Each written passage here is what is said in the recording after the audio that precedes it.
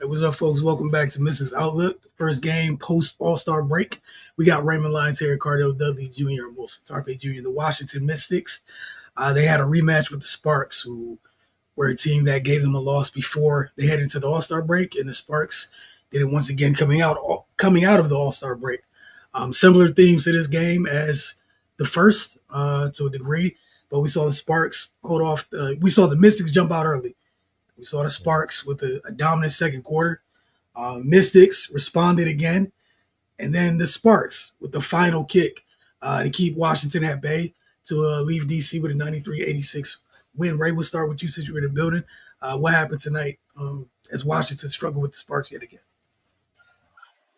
Yeah, man, they got out the gates quick, which is abnormal for them. They usually start slow, so that was a positive sign.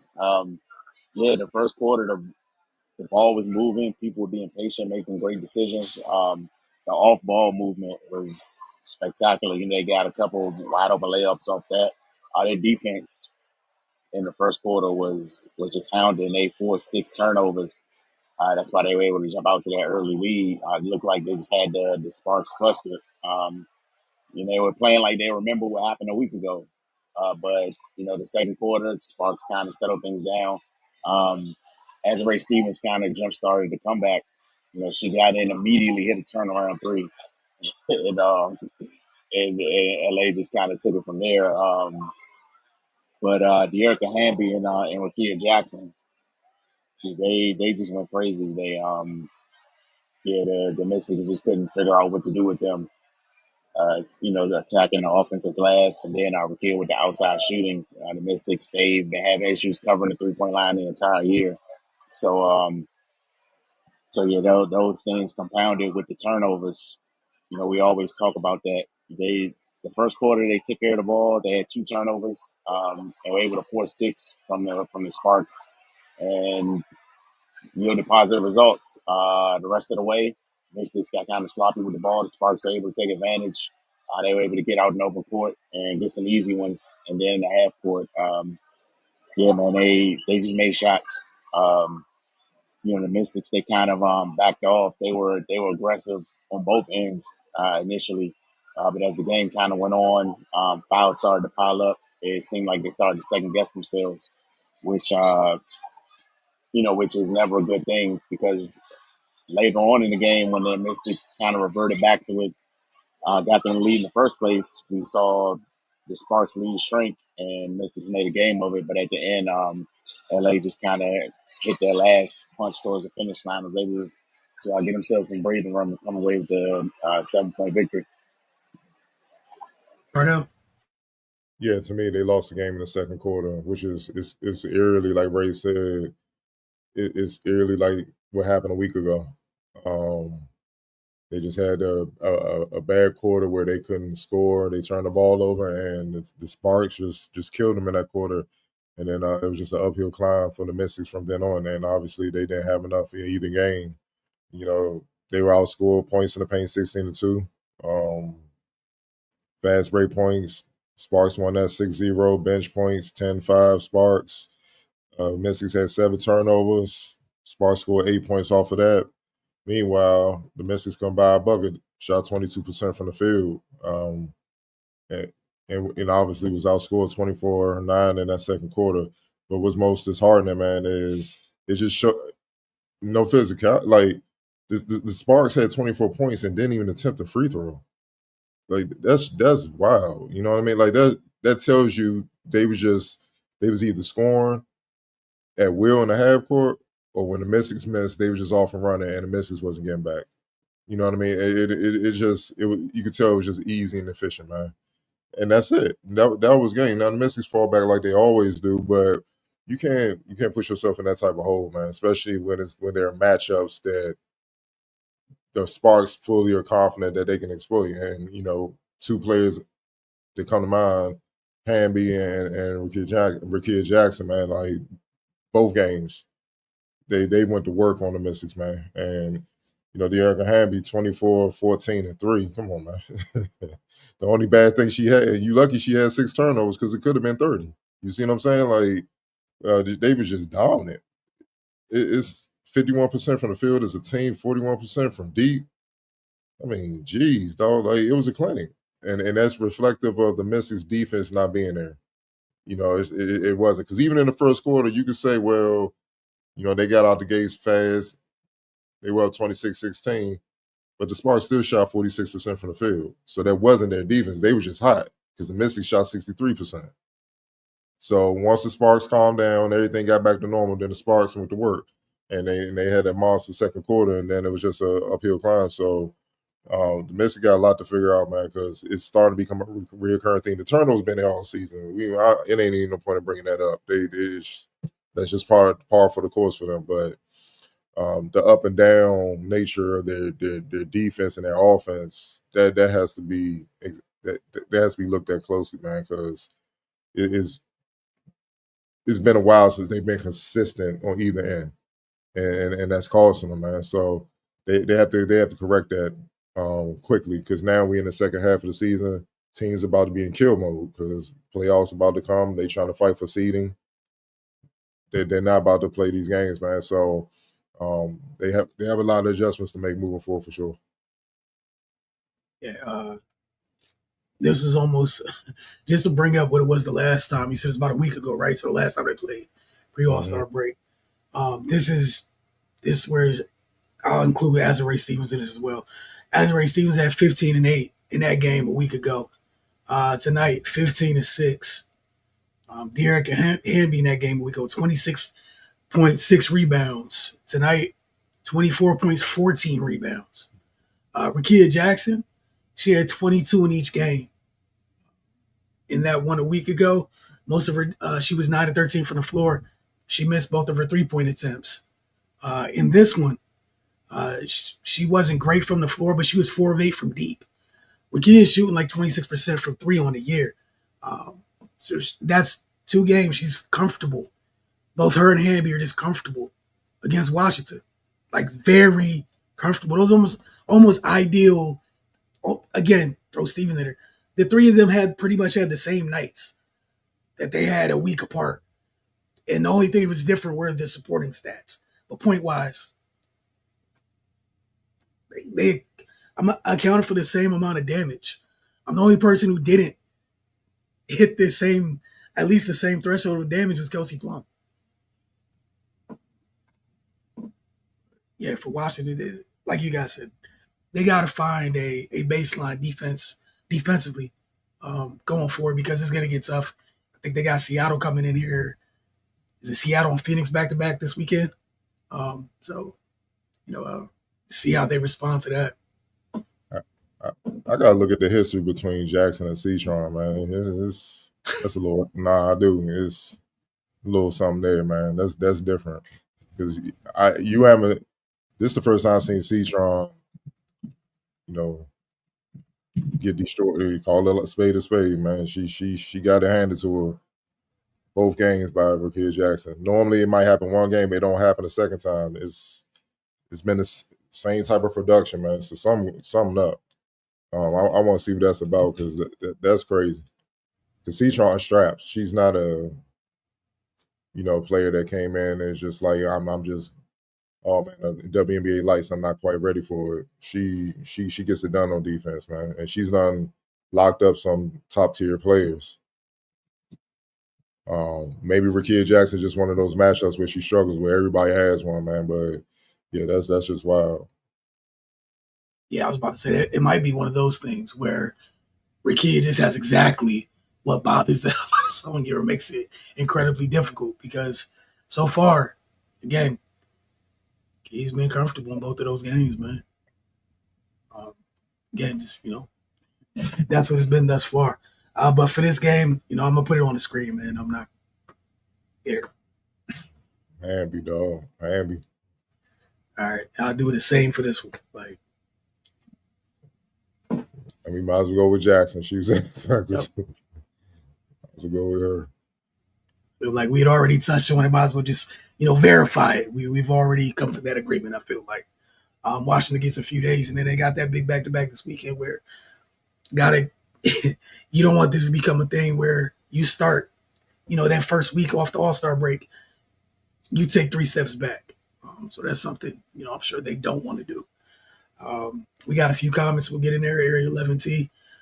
First, what's going on post All Star break? I know she's a rookie, but Citron got to do better than that. Needs to be more aggressive and physical earlier on offense, even in foul trouble.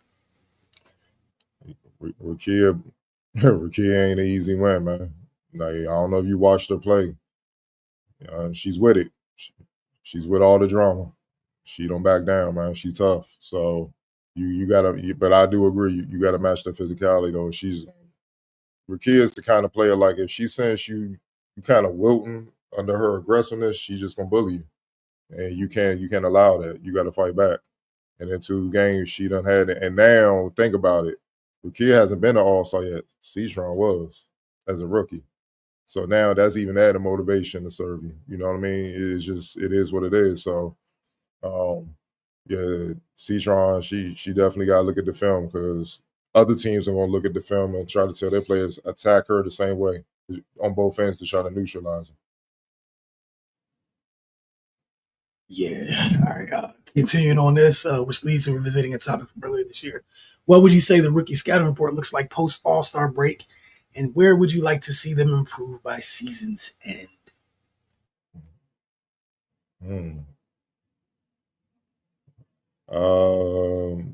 Obviously, Area fan probably expanding her game more to the perimeter where she can hit outside shots more, instead of being more of a technician. She can hit like a 10-footer, but I'm talking about really expanding it out to where it's damn near 3-point range. So she could pick a pop as well as post up and all the other stuff, pick and roll, pick and slide, go screens and all that she's doing already. Citron, she got to add a little bit more weight. It is what it is. You know what I mean? She's 6'1". She could play defense. They're going to trust her to guard multiple positions, which is an asset. So she got to get stronger in that regard so she can handle every aspect. And,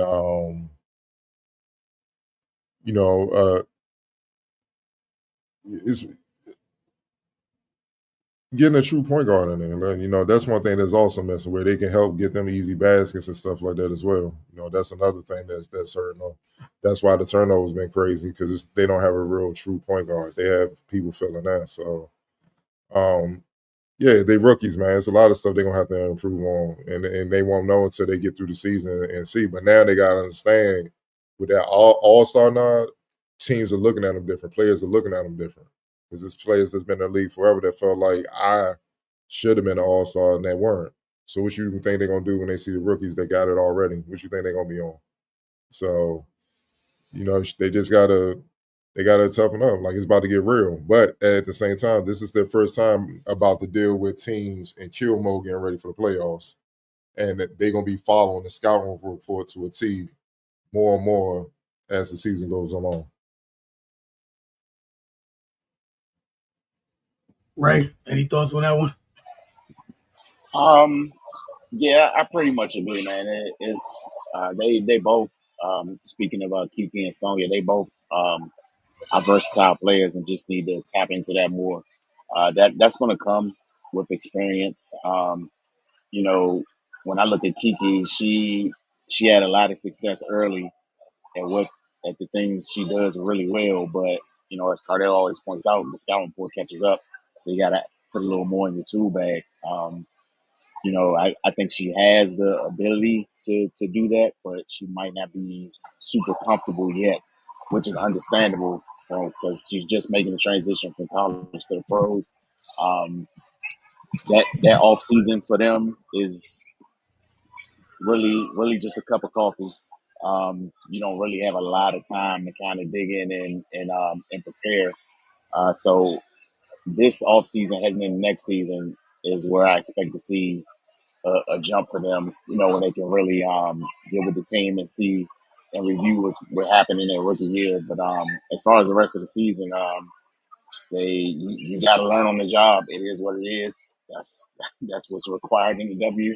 Um, Coming from college to the pros, so I mean, I think just with more experience, and they'll get to see more things. Also, yeah, coming down this stretch, teams are going to be it's going to be different. It's going to be a lot more pressure. Teams are going to be looking to go into the playoffs with some momentum, so they're definitely going to be keying in on them and trying to limit them as much as possible. So yeah, I'm just excited to see how they respond. One last thing about that, I would like to see them play with more edge too. In the 2 games against the Sparks, it seemed like they let Rukia and De'Erica hit them first and get them on the heels, and that's when they respond. You could just tell it's still a little bit respected. Not like they shouldn't respect them, but it's like come with the edge, hit them first, and see how you hit them first. Don't get hit and then decide to play, because now those two type of players, once they hit you first, and it's like, oh, and they hit you again, and then all of a sudden you decide to want to respond, they feel like they can punk you. And punking a player doesn't mean like you throwing elbows, like you physically doing it. Punking to mean like, give me the ball, this easy work. I'm just going to destroy, like that type. That's in a way punk you too, because they feel like you like work, you food, you go to corral, you old country buffet, you all you can eat, and there's nothing you can do about it. That's why you see also the numbers that they had, but you also see Citron and Iriafin had 5 fouls each. Like you getting call it a spade, you getting your ass whooped. So the thing is, you got to hit them first and put them on the heels. Like, oh, I didn't expect it'll throw them off, and now you got the advantage, and then you just keep coming with it. Sometimes you have to do that, man. And I think at the beginning of the season, most teams are out there just rookies. We worried about Slim and some of the and Shakir and Aaliyah and all that. We worried about them, but then when the rookies came out the gate, like, oh, it's something there. Teams have been slowly but surely building up their scouting report, so now they're on it, and now they really on it because you are all-star. So now it's even more on that. So you have to come with something different, and sometimes it's just energy. Like, man, F that. Because think about it. What do Shakira? Look how Shakira plays. She hit them first, dog. She be hitting mom. She hit them first. She don't even play. Now she got more experience, so she get it. But she's been the one constant out of everybody in these 2 games. She's been the one constant where the numbers have been the same. Her impact has been the same. You feel what I'm saying? So, they because they need the rookies to play. If they don't, they're gonna be going to the crib. Season's gonna be over soon. Yeah, I'm with you guys with that edge is needed. And especially in those matchups like right now, Hamby and even just from what it looks like, I don't need to look at the numbers or anything like that. Just Hamby and Ricky, just their weight's up a little bit already, so you can't afford not to hit first. So you keep that in mind that you're reacting. Their weights, you're already in a weight of a strength deficit on top. You can't have both of those things. You're already in a strength deficit. You definitely need to be hitting first because that's you gonna feel it either way, right? Of course, Queen said I saw that Kara had another pretty good scoring game. Also, the last time they played, it seems that she's doing pretty good with Azure. But Kiki has her hands full with De'Erica. Kind of going back to our point, like, and again, in a couple weeks, they get a little bit bigger. Cam Brink gets back, people slide back into their natural positions. The Sparks get even bigger. Forget the Sparks. They not playing them no more. Who's in your conference that just added Meesman that you want to see a few times? Yeah. You know what I'm saying? Atlanta, no joke. Like, in your conference is some you got to deal with some stuff, man. So, and also we could throw this in there. They might be a little mentally tired. They might be tired, man. Whirlwind. Like, I'm pretty sure at first they was like, oh, I can't wait till All-Star break. No, you're All-Stars. God damn, man. Like, no breaks, dog. I'm pretty sure they tired. Like, I get it. They're rookies. You got to give them that grace to be a rookie, man.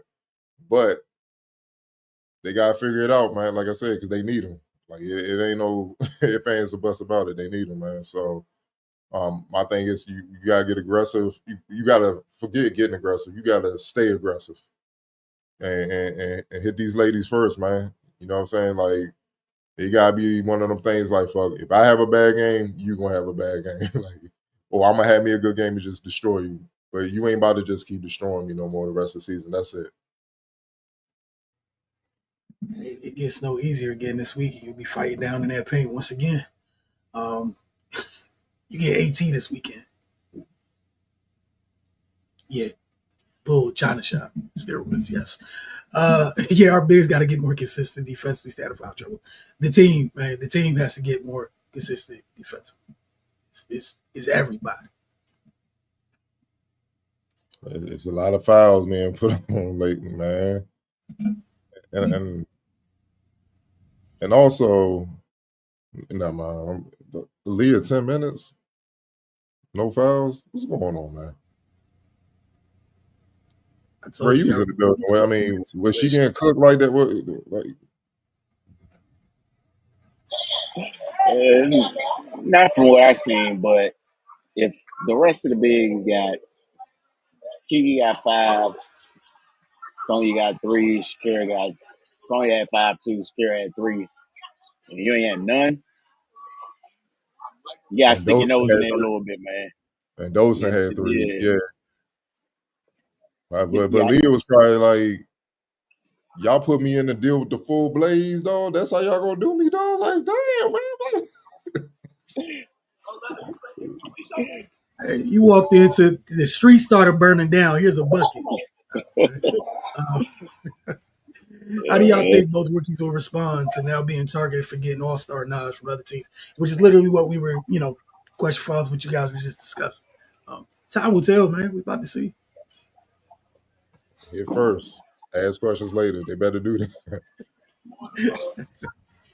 Like y'all mentioned, you're now targets. You're that high in the scout report for this Yep. team. You're that important. You don't have the luxury some of your peers have where, hey man, I'm a rookie. If I have a bad game, it's okay. Like this, there's somebody, you know what I'm saying? Like this, AT, Sato, and whatever. And then if I have a bad game, before it's all on me. Y'all kind of high in the pecking order in terms of what your team needs from you. So don't have the luxury. Um, Lastly, man, he's missing something special. Of course, Lee still being optimistic about it again. They got back to back this weekend. See how things go. But yeah, the Sparks got the best of them twice this season already. And then you get a rematch with, it's the Storm want their lick back because you beat them before the break. Mm. And again, Lissa Thomas and Satu Sabali in Phoenix, and they just got DeWanna Bonner. So I forgot about that. just Man. yes, just want to throw that in there too, in terms of this road just not being easy at the hell ball. So tough night for Washington.